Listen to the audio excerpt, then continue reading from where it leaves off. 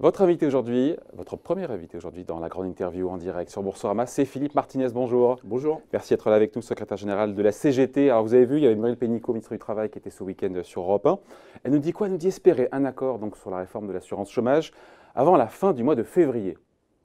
Vous en pensez quoi, vous? Parce qu'on se dit que c'est quand même un peu mission impossible, non là, avec tant les points de vue semblent en apparence un peu irréconciliables entre tout le monde. Hein. C'est pas mission impossible. Si le MEDEF reconnaît qu'il y a beaucoup de précarité dans les entreprises en France et qu'il accepte soit de régler le problème de la précarité en embauchant en CDI ceux qui sont depuis des années et des années précaires, soit il accepte que les entreprises qui ne jouent pas le jeu, et il y en a notamment les plus grandes, un certain nombre. Bonus-malus, c'est ça? Malus. Vous y êtes favorable, vous, à l'instauration? Malus. Bien sûr. Et bonus pour celles qui sont vertueuses? Bonus, il y en a quand même beaucoup des bonus pour les entreprises. Oui. Vous voulez que je vous les cite? Exonération de cotisation depuis 1993, et ça ne fait qu'augmenter en fonction du salaire. Il n'y a pas que des exonérations de cotisation sur les SMICards. Maintenant, on est à 1, me semble-t-il, 6 fois le SMIC, et certains veulent le passer à 2,5 le SMIC.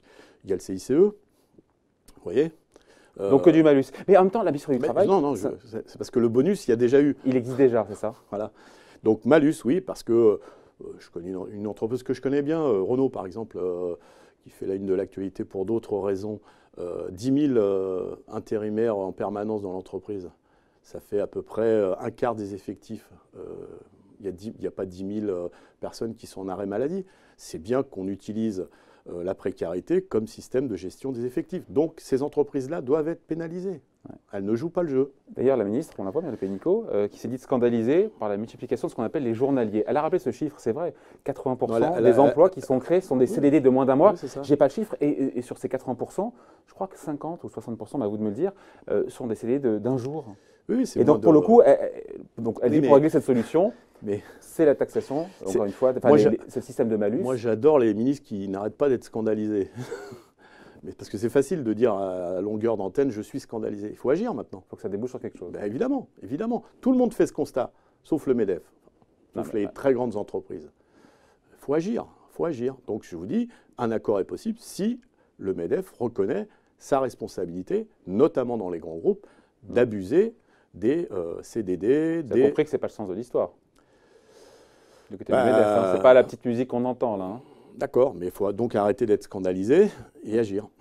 Et donc prendre ses responsabilités parce encore une fois, il reste 15 jours pour... Avouer que depuis son élection, il y a quand même un peu de flottement de M. Macron, il y a quand même un peu de flottement sur bonus, malus, oui, un jour c'est oui, un jour c'est non, un jour on va s'accommoder. Voilà, vous n'avez pas de doute sur le fait que derrière, il faudra trancher? Je vous dis, c'est simple, il faut arrêter d'être scandalisé, il faut agir. Bon. On a eu des chiffres quand même sur la croissance, sur les rythmes de création d'emplois. Tout ça a largement ralenti en fin d'année. Vraiment, les chiffres, on voit la courbe. Enfin, les créations d'emplois, ça ne fait que... Ça augmente toujours, mais ça baisse en termes de rythme. On se dit qu'il y a quand même un effet de cette crise des gilets jaunes sur l'économie française. On ne peut pas le nier. Certains diront qu'il est marginal. On voit quand même que voilà, ça ralentit. Je crois que c'est plutôt... le mouvement social qui existe, il a bon dos. Je crois que c'est surtout que malgré tout ce qu'on nous a promis, la réforme du Code du travail qui allait, etc., en fait, il n'y a rien de nouveau. C'est toujours les mêmes mesures qui conduisent au même résultat. Alors, on a beau faire sortir des chiffres du chômage par la chasse aux soi-disant fraudeurs des salariés des statistiques, la réalité, c'est que malgré des mesures qui sont les mêmes gouvernement après gouvernement, le chiffre du chômage ne baisse pas. Voilà. Vous admettez qu'il y a quand même un impact conjoncturel, ponctuel. C'est marginal, vous le savez bien, c'est marginal. Non, c'est qu'il y a un... Fallait dire ça aux petits commerçants qui sont touchés, qui doivent fermer leur boutique. Soit si on fait du macro ou de la micro, c'est ça? Voilà, c'est ça. Évidemment, ceux qui sont le samedi sur le passage des manifs et qui ferment leurs rideaux, c'est sûr qu'eux, ça les pénalise.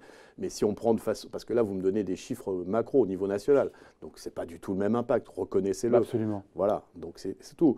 Je voulais juste revenir parce qu'il y a eu une annonce ce matin sur... les ruptures conventionnelles qui ne font qu'augmenter. Ouais. Et à l'époque, vous vous rappelez grâce à qui? qu'il a instauré, Nicolas Sarkozy. Oui, mais que personne, qui ont été non seulement validés par le gouvernement. Mais tout le monde s'en accommode bien des deux côtés, souvent, non? Non, je ne crois pas, justement. C'est ce sur quoi je voulais intervenir.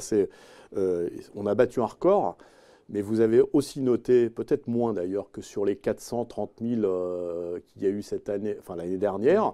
Rupture conventionnelle. Voilà, 400 000 de ces salariés qui ont eu une rupture conventionnelle ont été directement à Pôle emploi. Donc cette idée que ça serait la liberté pour permettre de faire d'autres choix, en fait, c'est la conséquence directe des réformes El Khomri et aujourd'hui les ordonnances travail, Pénicaud, Macron, qui réduisent le pouvoir des prud'hommes. Et donc on dit aux salariés, vaut mieux que tu négocies un départ plutôt que d'espérer aller au prud'homme et de te faire rejeter. Ça, c'est la réalité. Donc les 400 000 sont sous pression, ou 430 000 sont sous pression. On a le sentiment que c'est d'un intérêt bien partagé, non?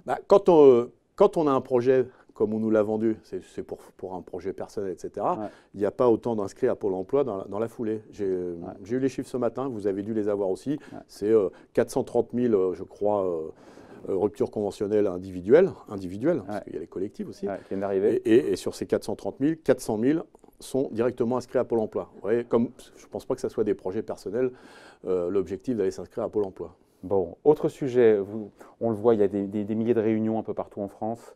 On parle du grand débat, des contributions sur Internet. J'ai vu ça, 800 000 contributions sur Internet. Plus d'un quart des Français qui disent vouloir participer. On voit les images là, à ce grand débat. Vous admettez que pour l'instant, le président, quand même, il réussit pour l'instant son pari, pour l'instant, avec ce grand débat? Qu'il y ait un besoin de démocratie, c'est une évidence, y compris dans les entreprises. Or, vous avez noté que ce grand débat, il a lieu dans la cité, dans les gymnases, dans les mairies, mais dans les entreprises, on demande peu l'avis des salariés sur leur façon de voir leur travail, etc. Moi, je propose une nouvelle fois au président de la République d'aller faire un grand débat, comme il le nomme, à la SNCF, par exemple, vous savez, pour voir les effets de la réforme.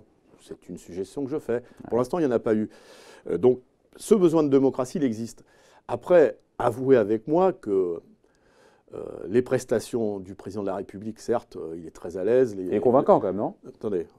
Il est à l'aise. Il est à l'aise, les manches de chemise retroussées, etc. Mais enfin, ce n'est pas un débat. Vous posez, c'est le professeur et ses élèves.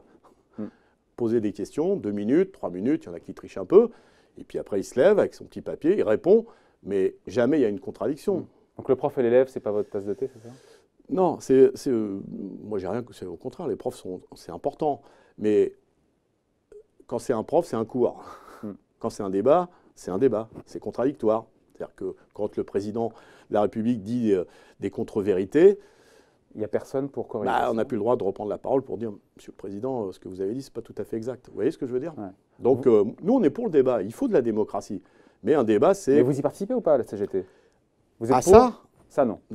Non, parce qu'on a déjà pratiqué. Vous pourriez le contredire, justement, si vous y étiez. Mais non, ce n'est pas la règle du jeu. Il faut essayer, non? Mais ce n'est pas la règle du jeu. Vous le savez. Enfin, moi, j'en ai regardé quelques-uns. Ce n'est pas la règle du jeu. En entier? Je pose ma… Non. Vous savez, pendant 6 heures, j'ai autre chose à faire. Mais je pose une question et le professeur répond. Et donc, nous, on en fait des débats.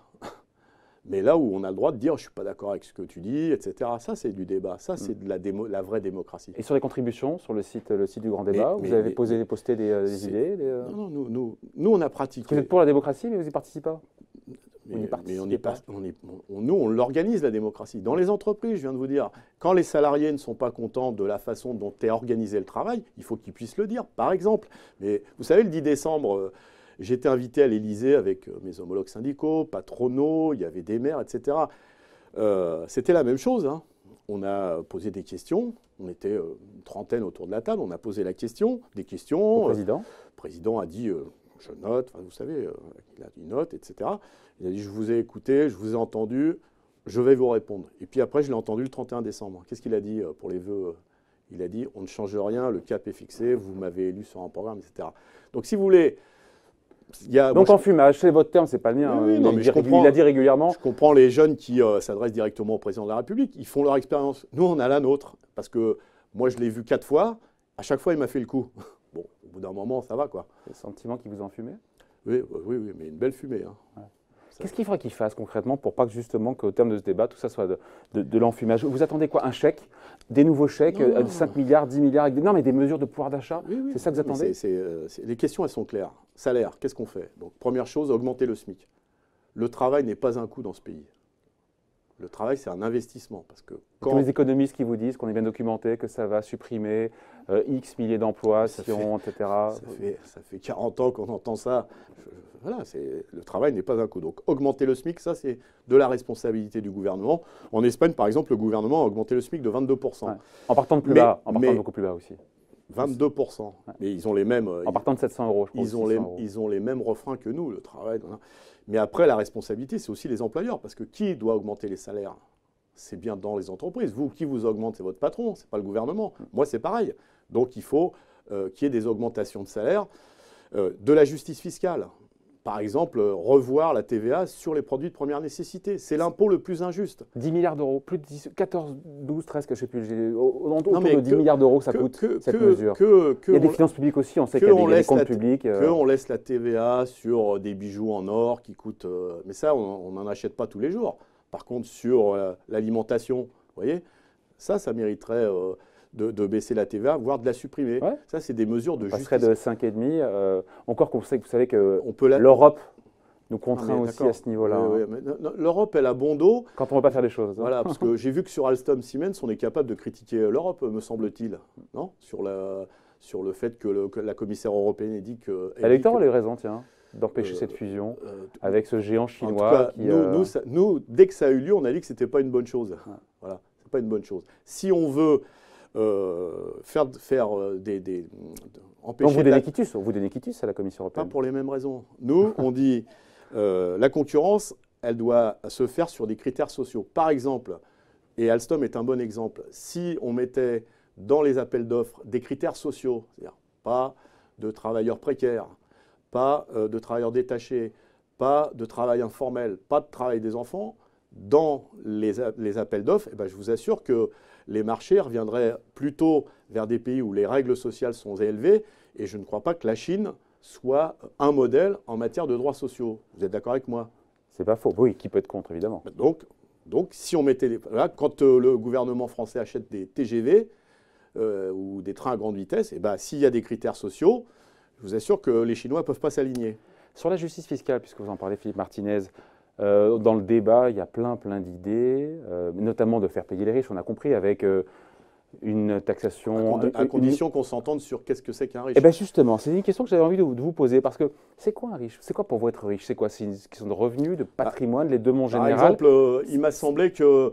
Pour François Hollande, c'était 4 000 euros par mois. Vous vous rappelez cette sortie-là? 4 000 euros, c'est des cadres dans une entreprise. 4 000 euros, ce n'est pas un riche. Par exemple, il me semble que 27 patrons dans le monde détiennent autant que 3,5 milliards de personnes. Bien sûr. Et que le PDG d'Amazon soit le mieux payé au monde et qu'Amazon ne paye pas d'impôts en France, c'est un problème. Donc voilà, les riches, c'est à ce niveau-là. Ouais. Mais en France, être riche en France, c'est quoi aujourd'hui? C'est gagner plusieurs millions d'euros par an. Mon PDG est riche, par exemple. Vous savez, Carlos Ghosn. Oui. Il est peut-être un petit peu moins aujourd'hui. Écoutez, il a beaucoup dépensé, me semble-t-il. Non, il n'a pas beaucoup dépensé. Il a eu beaucoup de cadeaux. Enfin, c'est ce qu'on dit. Hein. Ouais. Donc voilà. Mais quelqu'un qui gagne 4 000 euros, 5 000 euros, 6 000 euros, 10 000 euros. En millions d'euros, être riche en France, c'est gagner plusieurs millions d'euros. Millionnaire, oui. Il y a de plus en plus de donc ça veut dire que sur la taxe d'habitation, on sait qu'aujourd'hui, ce qui est programmé, c'est 80% des Français qui vont l'avoir supprimé sur 3 ans. Il restait cette question sur les 20% les plus aisés. Il a raison, le président, de la supprimer aussi pour les 20%. Ils ne sont pas riches à vous écouter. Vous mélangez tout. Payer des impôts, c'est important. Moi, je souhaite que tout le monde paye des impôts. Ça veut dire qu'on a un niveau de salaire. Dès le premier euro, il faut qu'on paye des impôts dès le premier euro. Ah, c'est intéressant ça. Il faut des... Ah, je le prends à son propre jeu là. Non, pas du tout. On a un salaire qui justifie de rentrer dans la première tranche d'impôts et payer des impôts. Les impôts, c'est important.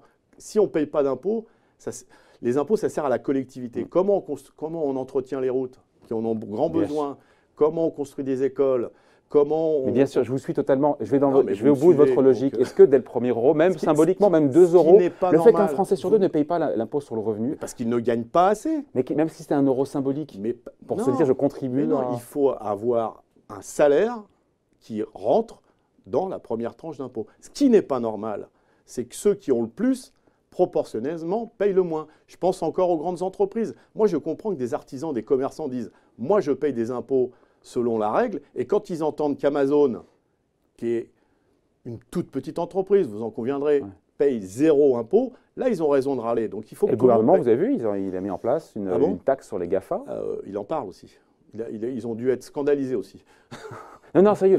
Monsieur le maire est scandalisé depuis un moment. Ça sera rétroactivement mis en place au 1er janvier. Monsieur le maire est scandalisé. Là, c'est de la faute de l'Europe. On n'est pas tous d'accord, donc on ne peut rien faire. Ah, cette taxe GAFA est prévue et devra apporter 500 millions d'euros. Comment vous avez dit? Est prévue. D'accord. Ok. Pas encore voté, mais c'est prévu pour les prochaines semaines. Je vous réinviterai juste après. Mais vous êtes pour? Si c'était bien voté, vous y êtes favorable. Évidemment. Bon, qu'est-ce qui justifie qu'une... Donc c'est bien ce qu'il fait ce gouvernement, si c'est voté. Est prévu, vous avez dit. Si c'est voté. D'accord. On en reparlera. Bon, parce que ça fait un moment qu'on en parle. Vous êtes d'accord avec moi? Oui. C'est que c'est difficile de se mettre d'accord en Europe. Il faut l'unanimité. Vous connaissez les règles. Oui. C'est dur de mettre tout le monde autour de la table, d'accord. Vous savez ça dans les réunions des partenaires sociaux. C'est ça. Sauf que moi, je considère, et à la CGT, on considère qu'un gouvernement dans un pays, il peut, de façon unilatérale, appliquer des règles. Il faut montrer l'exemple. Il faut montrer l'exemple. D'autres pays le font d'ailleurs en Europe. J'ai vu que c'est l'Espagne qui est en train de le faire voter pour le coup. On parlait de Nicolas Sarkozy tout à l'heure avec les ruptures conventionnelles.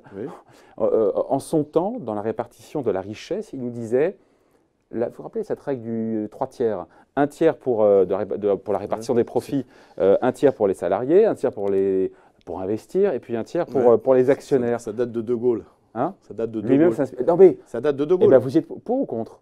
C'est pas honnête comme répartition, finalement, chacun est un tiers. Un tiers pour préparer demain, un tiers pour les actionnaires, pour rémunérer les risques qu'ils prennent, et puis un tiers pour les salariés. En tout cas, il faut... pour ou contre? Oui, mais il faut il faut une autre répartition des richesses. Or, aujourd'hui... Celle-là, celle de De Gaulle, elle vous plaît ou pas? Oui. Mais la réalité, c'est que même Sarkozy, qui l'a dit, il ne l'a pas fait. Aujourd'hui, c'est rien pour les investissements et rien pour les salaires. Par contre, combien on a versé de dividendes aux actionnaires l'année dernière dans ce pays? 45 milliards. 57,4 milliards d'euros. Vous voyez? Donc, c'est plus de 60% des bénéfices réalisés dans les entreprises. Ça fait 2 tiers presque. Et vous savez que si les Français étaient actionnaires, ce qui n'est pas le cas, parce que cet argent, ça va dans les fonds de pension étrangers, les Français actionnaires, ils auraient les dividendes pour eux. Quelque part, non? Moi, à la CGT, on croit à une chose, le salaire. Le salaire, c'est bien, parce qu'on l'a tous les mois. C'est garanti. Toucher son salaire, c'est le fruit de son travail, et ça n'oblige pas à faire de la spéculation, par exemple, licencier des gens dans une entreprise pour voir le cours de l'action monter. Ça fait des cotisations sociales. C'est important dans un pays où on a encore de la solidarité intergénérationnelle pour la retraite, où on a un système de santé qui est quand même encore performant. Et payer des cotisations, c'est important. Sauf qu'il n'y a que le salaire qui permet de payer des cotisations, pas les actionnaires et les dividendes versés aux actionnaires. Vous voyez? On parlait du grand débat, Philippe Martinez. Il y a eu ce sondage dans le JDD qui montre que 73% des Français sont favorables à un référendum organisé dans les prochains mois. Au-delà du débat pour savoir si c'est au moment des européennes, vous êtes pour, vous aussi, un référendum? Et il va me répondre, ça dépend de la question qu'on pose. Mais sur le principe. Mais vous faites les questions et les réponses, mais vous me connaissez bien, c'est bien. Sur le principe, vous êtes d'accord? Oui, demander l'avis, mais à quel moment on le demande? Si c'est pour essayer d'occulter le débat sur la question européenne, qui est une question essentielle. Quand est-ce qu'on met en œuvre l'Europe sociale? Parce que pour l'instant, depuis que l'Europe existe, le social, c'est toujours ce qu'on verra après. Donc le débat sur l'Europe, il est essentiel. Quelle solidarité? Demander l'avis des citoyens, alors pas tous les jours, mais leur demander leur avis, oui. Mais qu'est-ce qu'on va leur demander? Moi, si la question, c'est augmenter les salaires, plus de justice fiscale, plus de services publics, parce que c'est une question importante à quelques jours où le gouvernement... Là, vous dites oui. Oui. Bon, important, il nous reste 2 minutes à passer ensemble, Philippe Martinez. Vous confirmez, alors je sais que les règles internes à la CGT, je ne suis pas toujours bien au courant, mais vous êtes candidat ou pas à votre propre succession? Parce qu'il y a un congrès qui sera prévu le 13 et le 17 mai à Dijon, et puis j'ai vu donc en interne, vous l'aviez annoncé en interne. Est-ce qu'on comprend, quand on n'est pas coutumier des arcanes de la CGT, vous êtes candidat, oui ou non? Alors, je vais vous expliquer comment ça marche. Vous êtes en disposition, c'est ça? Voilà. Au Congrès, on élit une direction nationale. Ils sont traduits en français. Mais si vous m'écoutez, vous allez comprendre tout de suite. On met à disposition des candidatures pour une direction nationale. Et dans cette direction nationale, j'ai dit, puisque j'ai mis à disposition ma candidature pour être à la direction nationale, que si les militants le souhaitaient, elle décidait, j'étais prêt à reprendre un mandat. Adepte de la circonvolution, Philippe. Donc oui, vous êtes candidat pour faire un nouveau mandat. Non, mais parce que simplement. je me méfie parce que Oui. c'est pas les présidentielles à la Ouais. CGT. Ouais. C'est pas l'homme providentiel. Nous, on est très attachés à l'esprit collectif. Ouais. Et Pour au l'instant, vous travail êtes le seul. collectif. Vous êtes le seul en liste pour l'instant. En général, à la CGT, il y a rarement 2 candidats. Bon. Parce que les mauvaises langues, c'est qu'il y en a des mauvaises langues Non. dans ce monde. Hein. Non. On ne les connaît pas, mais quel succès à votre actif sur le premier mandat? Et là, les mauvaises langues, ils diront que c'est sous votre ère que la CGT a perdu sa première place C'est vrai. de syndicat, que vous n'avez pas empêché les ordonnances Macron, C'est vous n'avez vrai. pas empêché le travail, C'est que vous n'avez vrai. pas empêché la réforme de la SNCF. C'est vrai. Vous leur répondez quoi? C'est mauvaise langue. C'est que, premièrement, le syndicalisme a besoin de se redynamiser. C'est musclé. Se redynamiser, ne me faites pas dire ce que je n'ai pas dit, que la CGT n'est pas suffisamment présente dans le monde du travail. On recule, notamment dans les petites entreprises, dans les entreprises moyennes. Et donc, ça nous prend un peu plus de temps que prévu, mais on a intérêt à s'y atteler. Et en même temps, on a rarement eu un gouvernement qui ignore autant les syndicats. Tous les syndicats, d'ailleurs. Le gouvernement précédent avait l'air d'avoir des préférences. Celui-là, c'est les syndicats, ça ne sert à rien. Quand Il remet un peu dans la boucle, non, comme le président? Pardon? Le sentiment qu'il remet un peu dans la boucle Je ne sais pas, les corps en tout cas, intermédiaires. pas nous. En tout cas, enfin, pas la CGT, en tout cas. Ça, c'est un vrai problème. C'est-à-dire qu'on parle beaucoup de partenaires sociaux. C'est pour ça qu'on n'utilise pas ce terme, parce que c'est un terme usurpé.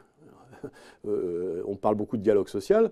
Mais en gros, c'est je décide tout seul et si vous n'êtes pas d'accord, bah, manifestez si vous voulez, mais on ne changera rien. Dernière question, vous savez sur quel programme vous allez vous positionner toujours la semaine de 32 heures, le SMIC à 1800 brut. Vous voyez, j'ai bien fait de vous expliquer parce que vous me ramenez ça à un programme présidentiel.